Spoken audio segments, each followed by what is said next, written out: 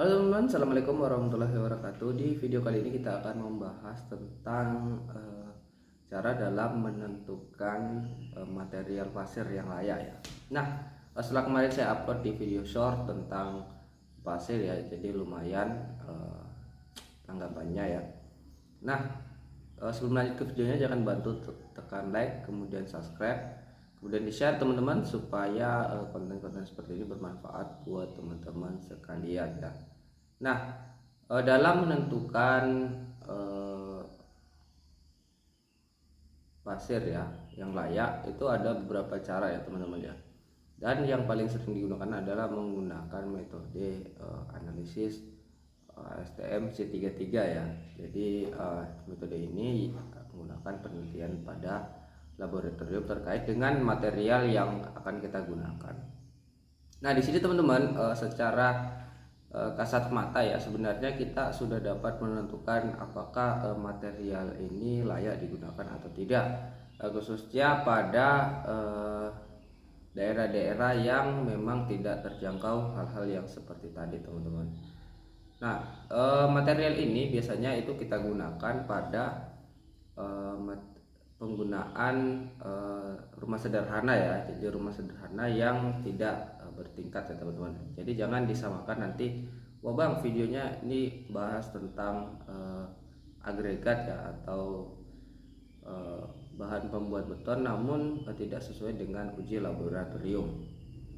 Nah, di sini kita bahas teman-teman dalam menentukan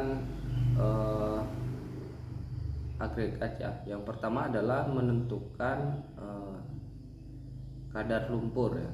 Jadi kadar lumpur atau kotoran. Nah, kadar lumpur atau kotoran teman-teman itu untuk agregat kasar dan agregat halus ya. Itu biasa antara 3 sampai 5% teman-teman.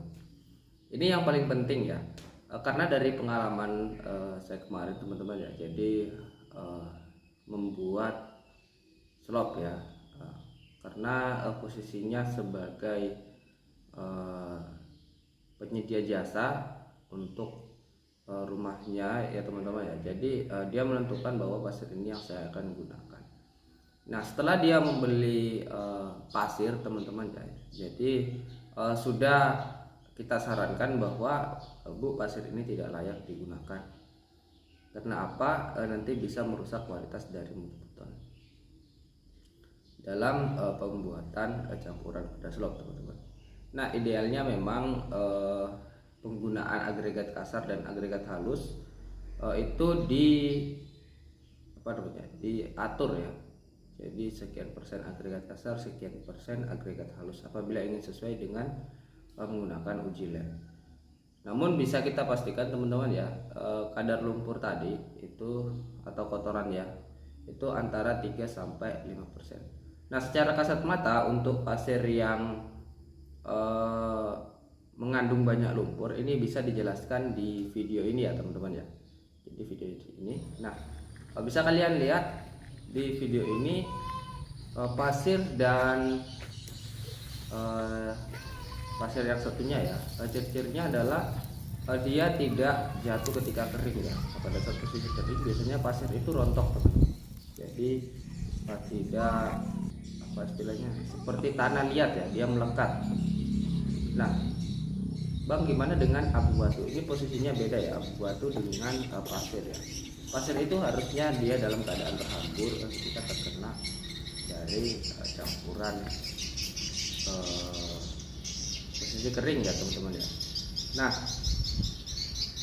kemudian secara kasat mata bisa kalian lihat teman-teman ya, ketika kalian ingin menentukan apakah pasir ini banyak kotorannya atau tidak. Jadi ambil satu perbandingan ya, misalkan ambil baskom, kemudian kalian masukkan ke dalam air ya. Apabila posisi kotoran yang mengapung di atasnya itu banyak, maka tentu saja pasir ini tidak layak digunakan teman-teman. Yang berikutnya adalah dipegang secara kasat tangan ya. Jadi ketika kalian pegang biasanya pasir yang mengandung banyak tanah itu dia tidak